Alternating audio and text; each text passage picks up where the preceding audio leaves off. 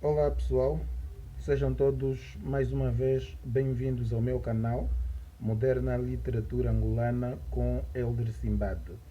Hoje eu trago Humberto Eco com a sua teoria e livro Obra Aberta, uma das suas teorias mais divulgadas, muito rebatidas. Em razão disso, dessa teoria, acabou por receber algumas críticas desagradáveis. Há quem diga, por exemplo, que trata-se da abordagem de um filósofo, como que se o filósofo, no âmbito do processo da evolução da teoria da literatura, fosse aquele que trouxesse, digamos, contributos menos valiosos e etc. Nós não estamos aqui em defesa de Humberto Eco, estamos aqui para falar de teoria da literatura, que é a nossa grande paixão, e, consequentemente, falar sobre a teoria da obra aberta desenvolvida por Humberto Eco. Ainda em relação a essa questão dos filósofos e etc., em vídeos passados eu já disse que a literatura é um espaço que recebe, é um campo categorial que recebe contributo de personalidades de diferentes ramos, filósofos, linguistas, etc. E nós às vezes apresentamos o crítico, ou os críticos literários tendem, quando não concordam com determinada teoria, a cutucar esses indivíduos e etc. Mas sem a contribuição destes, nós não teríamos um dos setores do ramo das ciências humanas mais desenvolvido, com mais discussões, com mais conflitos epistemológicos, como é a teoria da literatura.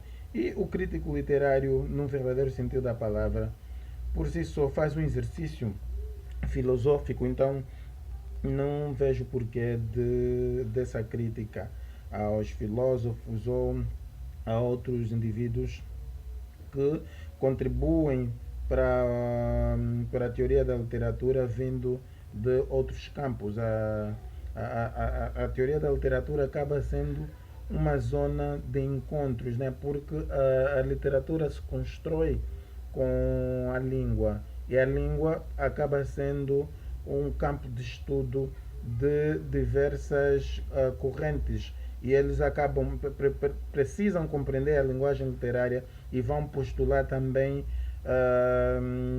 tudo que for possível. Então, o século XX é um dos séculos mais produtivos de toda a teoria da literatura. Durante esse século desenvolveram-se hum, várias teorias que nós hoje, que são a razão com que hoje tenhamos, na verdade, cursos de letras ou variadíssimos cursos de letras, diferentes orientações e tudo mais. Ok. Nesse âmbito constante de surgimentos de teorias, nasce também a obra aberta, que não vai estar muito distante daquelas teorias literárias que apresentam o leitor como partícipe do processo de construção de uma obra. E vamos citar aqui a Escola de Constança, com sua estética de recessão, da recessão, cujo representante maior é Hans Robert Haus, a teoria do efeito de Wolfgang Gieser, um, a teoria de Barth, que sugeria a morte do autor, na verdade era para privilegiar o próprio leitor, colocá-lo também como partícipe da construção de uma obra. Para essas escolas todas, a obra literária ou a construção da obra literária começa do autor e termina do leitor. É mais ou menos isto que nós vamos avaliar. Como fica difícil nós termos a obra aqui em Angola, eu peguei alguns excertos da Maria Luísa Ramos, da sua fenomenologia da obra literária, e eu vou ater-me neste substrato fenomenologia, que é, na verdade, uma corrente também da própria filosofia que procura apresentar o fenômeno como algo inerente ao inconsciente do sujeito. Né? O fenômeno ocorre nessa relação entre a consciência do sujeito projetada sobre o próprio objeto. Parece algo um pouco metafísico, e é como são essas correntes todas, né, que em si têm a sua razão de ser, na medida, em parte tem a sua razão de ser, na medida em que a literatura constitui-se por diferentes elementos articulados. A literatura não é só a obra, a literatura é também o autor, é a obra, é o leitor, a sociedade, que é as editoras, tudo mais. Tudo isso constitui o domínio é o que nós chamamos de literatura. Não há obra literária sem autor, e uma obra literária sem leitores, ela acaba por morrendo, né?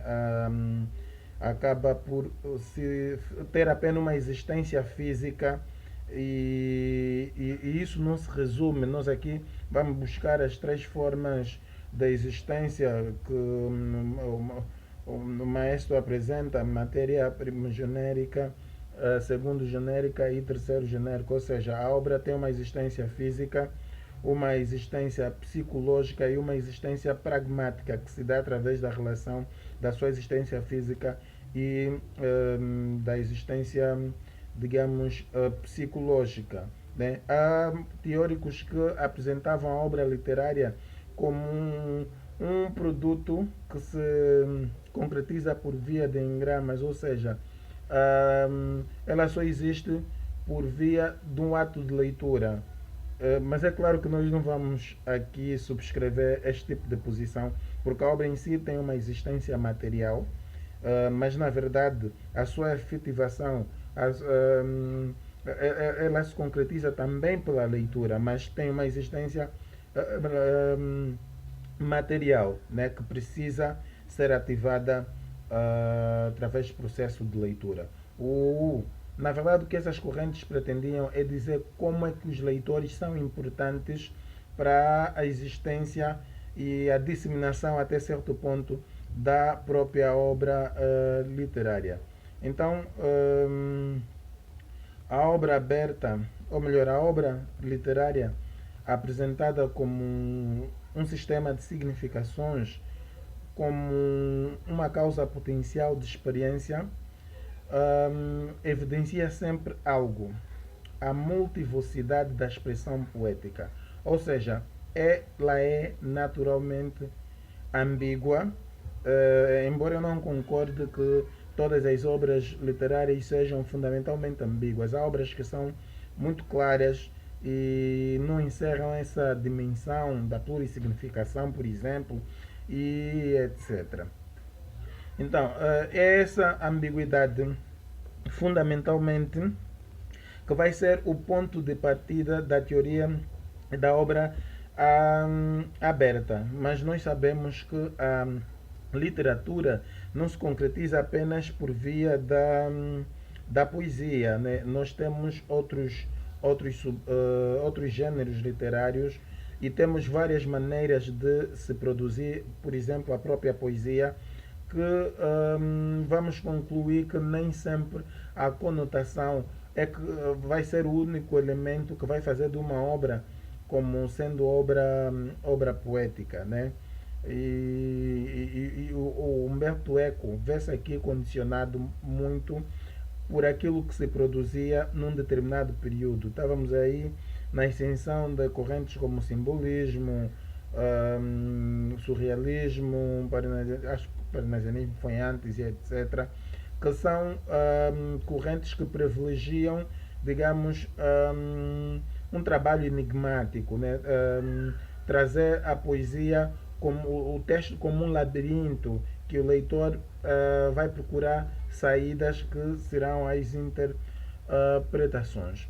Então, foi nos anos 70 do século passado que Humberto Eco publicou a Ópera Aperta, né? A obra aberta, e no prefácio ele deixa logo estabelecida a concepção heterônoma da obra de arte quando diz que a obra de arte, traz uma mensagem fundamentalmente ambígua, uma pluralidade de significados que coexistem em um só significante. Nós acreditamos que Eco está a se referir fundamentalmente à poesia lírica, né? A poesia lírica, porque nós, nós temos correntes, já disse aqui, temos várias formas de produzir obras de arte e não há aqui, digamos, um caráter homogêneo entre todas as obras de arte que vão construir um tipo de linguagem comum. Né? Por isso é que nós temos diferentes estilos. O livro do Eco divide-se em duas partes. Na primeira, o autor quer demonstrar que, em princípio, essa condição da obra aberta é própria de toda a obra de arte. E eu não concordo com isso, né? E segundo, que a ambiguidade se tornou hoje em dia um fim explícito da obra, um valor a realizar, de preferência a qualquer outro.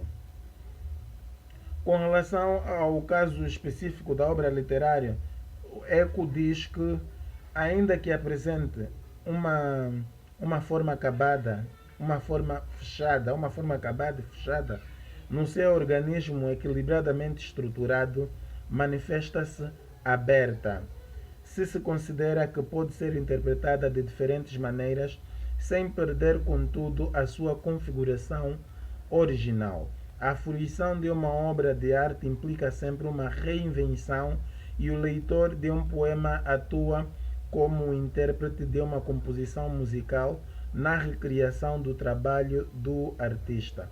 Dessa maneira, deve-se entender por obra um objeto dotado de propriedades estruturais que permitem, mas também coordenem a sucessão das interpretações, a evolução das perspectivas. Eu não me vou querer adiantar, porque o Eco tenta antecipar-se mais à frente para poder defender essa tese. Na verdade, nós não podemos fazer o que nos convém sobre uma obra de arte. Vamos tentar buscar, por exemplo, a parábola do Antônio Jacinto, a carta de um contratado. Eu queria escrever-te uma carta, amor. Uma carta que dissesse desse anseio e não sei o quê. Todos nós sabemos que Antônio Jacinto serve-se de uma dimensão erótica, que é para poder trazer algo que era comum entre os poetas do seu tempo, que é, na verdade, a denúncia das atrocidades do colono português. Ele queria reivindicar, na verdade, a falta de escolaridade dos povos negros nas colônias de Angola e, quiçá, colônias africanas. Não se foge dessa dimensão, ninguém pode acrescentar uma interpretação que ninguém pode esforçar a interpretação. É isso que queremos dizer. Eco continua e diz: a obra feita cede lugar à obra a fazer, ao projeto ou intenção de comunicação. Desse ponto de vista, a literatura será vista como um projeto em construção e torna-se evidente, pois, que tal perspectiva avulta a importância do leitor, a quem cabe, finalmente, ainda na história do Eco, a concretização do projeto. É por isso que Eco vai estabelecer, desde logo, a bipolaridade do fenômeno artístico, salientando que, onde existe uma operação produtiva, o artista projeta igualmente um tipo de consumação e muitas vezes diversas possibilidades de consumação que estão todas presentes em seu espírito. Trata-se de uma abordagem até certo ponto algo metafísica. O livro, quando termina, o livro termina com o processo de editoração, impressão e apresentação e tudo mais. E essa questão de que o artista projeta diversas possibilidades de interpretação. Por vezes o artista só tem uma ideia e nós assistimos a algumas divergências entre o que a obra diz, o que o artista diz e o que o crítico diz.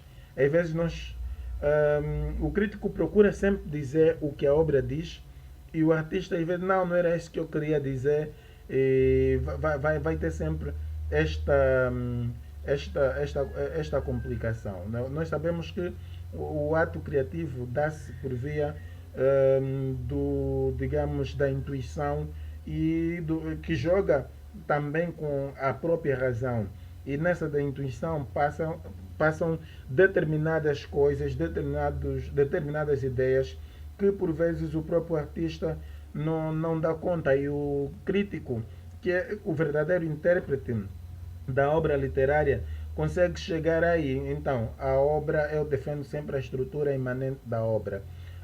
Ninguém pode dizer mais do que aquilo que a obra diz, e não importa o que é que o autor quer dizer, nós devemos sempre nos ater àquilo que a obra diz.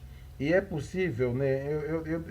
Eu sou um dos defensores da crítica objetiva, não significa que não tenhamos. Nós às vezes quando chegamos, não. O que é que faz com que falemos que a crítica também é subjetiva? Por vezes são os ângulos de abordagem, por vezes é essa dimensão plurissignificativa de determinados textos poéticos, por eu ter uma perspectiva que posso provar e outro ter uma perspectiva. Na verdade, convém que o crítico apresente, em se tratando de texto poético, quase todas as perspectivas de análise, desde que consiga provar com excertos do próprio texto. Essa abordagem é objetiva, não é subjetiva. São essas possibilidades, né, que ao redor da qual Eco faz até certo ponto alguma confusão. Isso não significa participar do processo de construção. A obra é uma, a obra está aí. Ok? A obra está aí. Se há um processo de construção, quando eu voltar e ter uma outra interpretação, então já destruí. Estamos a dizer que a obra de arte dá-se por via desse processo de construção, destruição,